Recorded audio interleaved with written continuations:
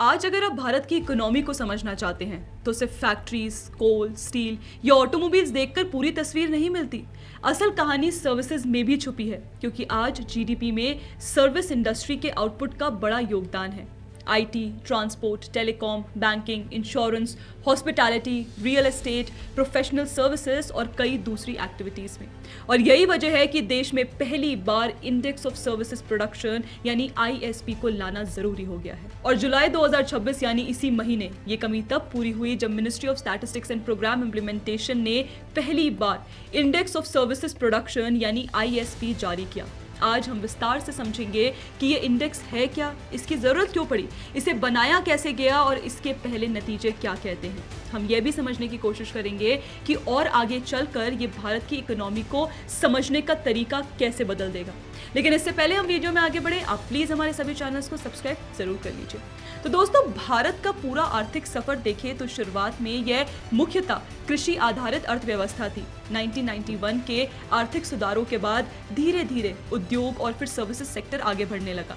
साल 2013-14 से यह तस्वीर पूरी तरह बदल चुकी है। तभी से सर्विसेज सेक्टर भारत की ग्रॉस वैल्यू एडेड यानी जीवीए में 50% से ज्यादा हिस्सा देता आ रहा है। Banking, insurance, telecom, trade, transport, real estate, hospitality, professional और टेक्निकल सर्विसेज, ये सारे मिलकर आज भारत की इकोनॉमी की सबसे बड़ी ताकत बन चुके हैं। लेकिन दिलचस्प बात यह है कि जितना बड़ा ये सेक्टर है, उतनी ही कमजोर इसकी अभी तक की मंथली मेजरमेंट रही है। दूसरी तरफ इंडस्ट्रियल सेक्टर यानी मैन्युफैक्चरिंग, माइनिंग और इलेक्ट्रिसिटी के लिए भारत के पास दशकों से इंडेक्स ऑफ इंडस्ट्रियल प्रोडक्शन यानी आईआईपी मौजूद है, जो हर महीने बताता है कि उद्योग जगत में उत्पादन बढ़ा या घटा। लेकिन सर्विसेज के लिए ऐसा कोई direct output based monthly indicator अब तक नहीं था। अभी तक जो कुछ भी उपलब्ध था वह या तो क्वार्टरली जीडीपी के अनुमान थे, जो घटना घटने के काफी महीनों बाद आते हैं, या फिर परचेजिंग मैनेजर्स इंडेक्स यानी पीएमआई, जो एसएनपी ग्लोबल एंड एचएसबीसी के सर्वे पर आधारित एक सेंटिमेंट इंडेक्स है। पीएमआई ये बताता है कि कंपनियां इकोनॉमिक एनवायरनमेंट को लेकर कैसा महसूस कर रही हैं, लेकिन यह असली आउटपुट नहीं मापता। यानी सेंटिमेंट तो पता चलता है, पर हकीकत में कितना उत्पादन हुआ यह किसी को ठीक पता नहीं होता था। अब सवाल उठता है कि यह इंडेक्स पहले क्यों नहीं बन पाया। इसकी वजह भी देखिए दिलचस्प है। मैन्युफैक्चरिंग में तो उत्पादन फिजिकल क्वांटिटी में मापा जा सकता है, जैसे कितने टन स्टील बना या कितनी गाड़ियां बनी, लेकिन सर्विसेज इंटेंजिबल होती है, इन्हें छुआ नहीं जा सकता, तो आउटपुट मापना आसान नहीं। इसके अलावा सर्विसेज के लिए रिलायबल एडमिनिस्ट्रेटिव डेटा की कमी थी। हर सब सेक्टर नेचर भी अलग अलग है, और सबसे बड़ी दिक्कत थी उचित सर्विस प्रोड्यूसर प्राइस इंडेक्स यानी एसपीपीआई का ना होना, जिसके बिना इनपुट कॉस्ट को माइनस करके असली वॉल्यूम निकालना मुश्किल था। यही वजह थी कि इतने बड़े सेक्टर के लिए अब तक कोई कॉम्प्रिहेंसिव हाई फ्रीक्वेंसी इंडेक्स तैयार नहीं हो सका था। पिछले एक दशक में हालांकि हालात बदले। जीएसटी लागू होने के बाद हर महीने आउटवर्ड सप्लाईज का डेटा जीएसटीएन के पास इकट्ठा होने लगा, जो सर्विसेज की बिक्री को बहुत बारीकी से दिखाता है। साथ ही सरकार ने annual survey of incorporated services sector enterprises यानी ASISSE शुरू की, जिससे हेल्थ और एजुकेशन जैसे सेक्टरों का डेटा भी मिलना शुरू हुआ, जो जीएसटी के दायरे से बाहर है। देखिए, इन्हीं दो बड़े डेवलपमेंट्स ने आखिरकार आईएसपी बनाना मुमकिन बनाया। इस दिशा में औपचारिक कदम मई 2025 में उठाया गया, जब मंत्रालय ने एक टेक्निकल एडवाइजरी कमेटी यानी TAC गठित की, जिसकी अध्यक्षता नीति आयोग की डिस्टिंग्विश्ड फेलो देवजानी घोष ने की। अब इस कमेटी में एकेडमिया, इंडस्ट्री एसोसिएशंस और सर्विस सेक्टर से जुड़े मंत्रालयों के रिप्रेजेंटेटिव्स शामिल थे। इसी कमेटी की चर्चाओं के आधार पर मंत्रालय ने 27 अप्रैल 2026 को एक अप्रोच पेपर जारी किया, जिसमें पूरी मेथोडोलॉजी सार्वजनिक की गई ताकि लोग उस पर अपनी राय दे सकें। इसके बाद 24 जून 2026 को मंत्रालय ने एक विस्तृत FAQ बुकलेट जारी की, जिसमें पूरी योजना साफ साफ बताई गई। और फिर आया वह दिन 14 जुलाई 2026, जब पहली बार ट्रायल आईएसपी जारी हुआ, जिसमें साल 2025-26 के पूरे आंकड़े और अप्रैल 2026 का पहला महीना शामिल था। अब बात करते हैं कि ये इंडेक्स बनता कैसे है।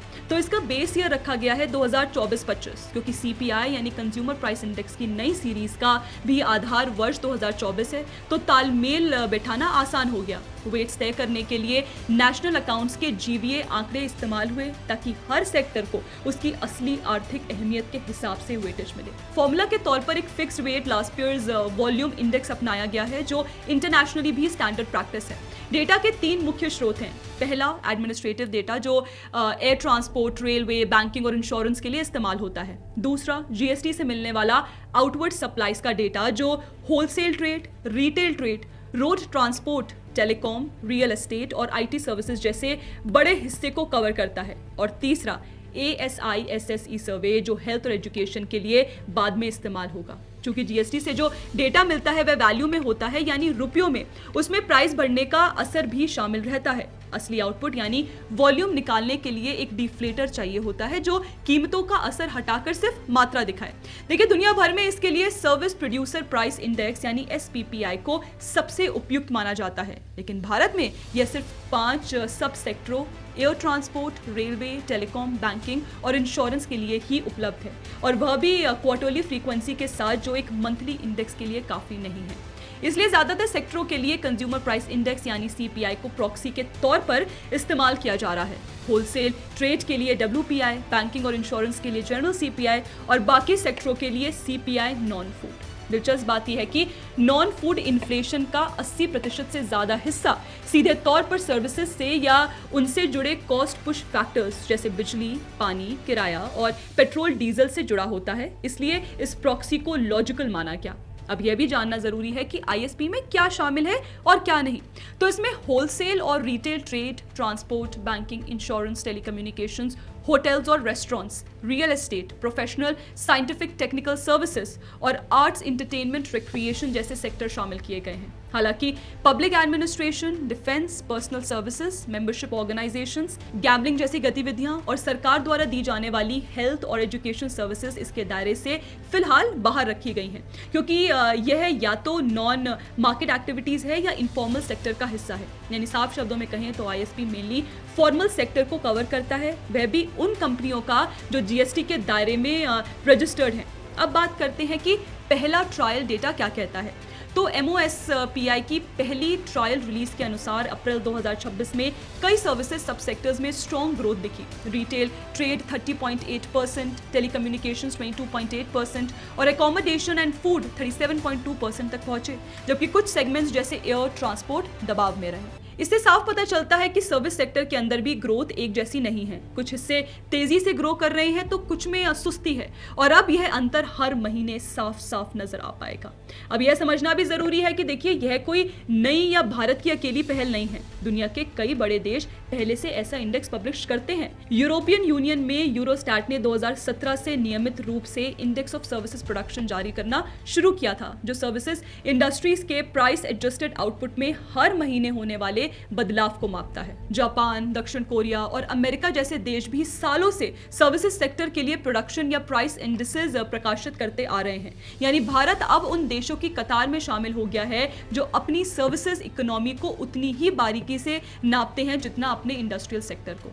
अब सवाल यह है कि इस इंडेक्स से इकोनॉमी को क्या फायदा होगा। तो सबसे पहला और सबसे बड़ा फायदा यह है कि अब RBI की मॉनेटरी पॉलिसी कमेटी को इंटरेस्ट रेट तय करते वक्त सर्विसेज सेक्टर की असली सेहत का एक ज्यादा भरोसेमंद और टाइमली पिक्चर मिलेगा, ना कि सिर्फ सेंटिमेंट बेस्ड PMI पर निर्भर रहना पड़ेगा।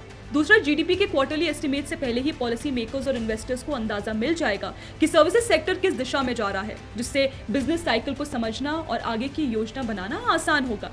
तीसरा, इससे नेशनल अकाउंट्स स्टैटिस्टिक्स को भी मजबूती मिलेगी, क्योंकि GDP कैलकुलेशन में सर्विसेज का हिस्सा सबसे बड़ा होता है और अब उसके लिए बेहतर हाई फ्रीक्वेंसी इनपुट मिलेगा। और चौथा, निवेशकों और कारोबारियों को भी अब सेक्टर वाइज ये पता चल पाएगा कि किस सर्विस इंडस्ट्री में तेजी है और किस में सुस्ती, जिससे इन्वेस्टमेंट के फैसले ज्यादा सटीक तरीके से लिए जा सकेंगे। जहां तक इसके नियमित प्रकाशन की बात है तो शुरुआत में ISP ट्रायल बेसिस पर जारी किया जा रहा है और MOSPI के अनुसार इसके बाद मंथली रिलीज लगभग 60 दिनों की देरी के साथ हर महीने की 29 तारीख को या हॉलिडे होने पर अगले वर्किंग डे पर होगी। आने वाले समय में जब ASI/SSE सर्वे से पर्याप्त डेटा मिलने लगेगा तब हेल्थ और एजुकेशन सर्विसेज को भी इस इंडेक्स में शामिल किया जाएगा, जिससे इसका दायरा और बढ़ जाएगा। तो कुल मिलाकर देखा जाए तो index of services production Bharat के स्टैटिस्टिकल सिस्टम में एक बहुत बड़ा और जरूरी अपडेट है। जिस सेक्टर ने पिछले 3 दशकों में भारत की इकोनॉमी की तस्वीर पूरी तरह बदल दी, उसी सेक्टर को अब तक सही तरीके से मापा ही नहीं जा रहा था। अब जब यह कमी पूरी हो रही है तो उम्मीद है कि आने वाले सालों में भारत की इकोनॉमिक पॉलिसी मेकिंग, फोरकास्टिंग और इन्वेस्टमेंट डिसीजंस पहले से कई ज़्यादा डेटा ड्रिवन और सटीक होंगे। तो दोस्तों, ये था इंडेक्स ऑफ सर्विसेज प्रोडक्शन को समझने का हमारा पूरा सफर शुरुआत से लेकर आज तक। अगर आपको यह जानकारी उपयोगी लगी हो तो वीडियो को लाइक कीजिए, चैनल को सब्सक्राइब करना ना भूलिए और कमेंट में बताइए कि आपको भारत की इकोनॉमी से जुड़ा अगला कौन सा विषय समझना है। मिलते हैं अगली वीडियो में, तब तक के लिए जय हिंद।